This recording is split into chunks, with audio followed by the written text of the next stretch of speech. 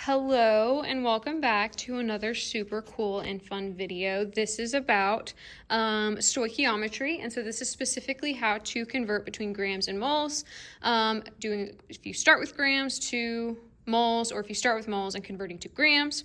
So the first question that we're going to do is how many moles are in 400 grams of CaSO4. So step one of any gram to mole or mole to gram conversion is to find molar mass, and you find molar mass using the QMT chart. So first thing you're going to do is fill out Q. Q stands for quantity, and you get that from the subscripts. I look at Ca and I see no subscript, so no subscript means 1. I look at S and I see no subscript, so 1, and then I look at O and there is a subscript, so it is 4. Mass you get from the periodic table. That's what M stands for, is mass. So for calcium, when I look at the periodic table, it's 40, and we round to the nearest whole number in this class. For sulfur, it is 32, and for oxygen, it is 16.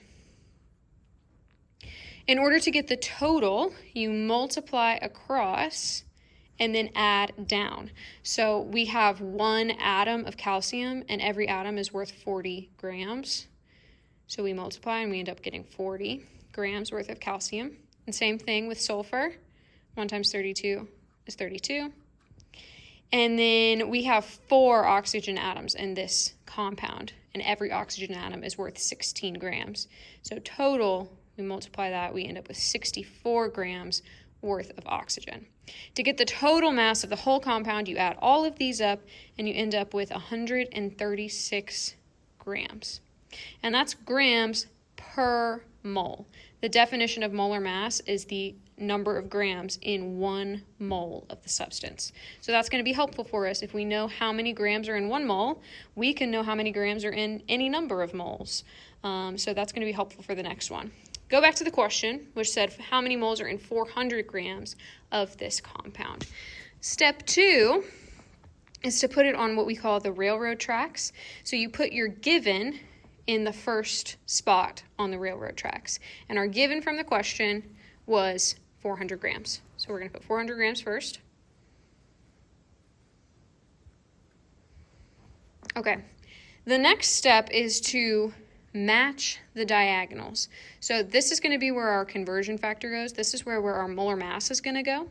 And if this is grams, diagonal needs to be grams. If this was mole, diagonal would be mole. If this was a picture of a puppy, then this would be a picture of a puppy. Whatever this unit is needs to be the same as this unit.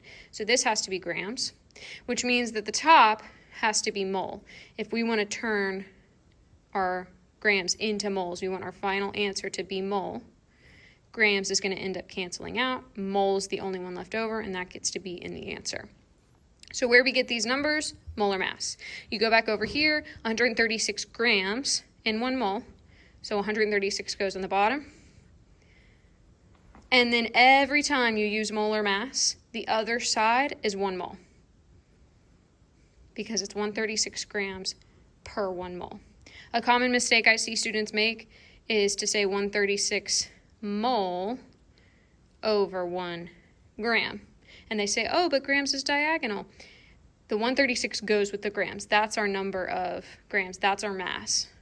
So that's not correct. So just be careful.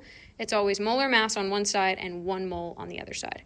You multiply across, so it's 400 times 1, and then you divide the top and bottom. 400 times 1 divided by 136.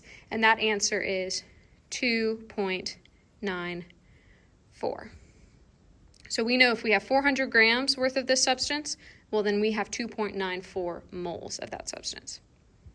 We can do it the other way around as well if we start with moles and we're asked for grams. So we say how many grams are in 6.2 moles of this compound. Step 1 is still QMT/molar mass. However, we already did it for this substance. If this was a different substance, then we would have to do this whole process again. But we're just going to use this same number because it's the same substance. Okay, we put our given in the first box, and our given is 6.2 mole. And once again, we want our diagonals to match. So mole is going to go down here. and that means grams goes on top. Our number of grams we calculated was 136. So 136 is going to go right here. And anytime you use molar mass, the other side is 1 mole. That's not always true for every kind of conversion. If we have a mole to mole conversion, which I have another video on, you should check it out.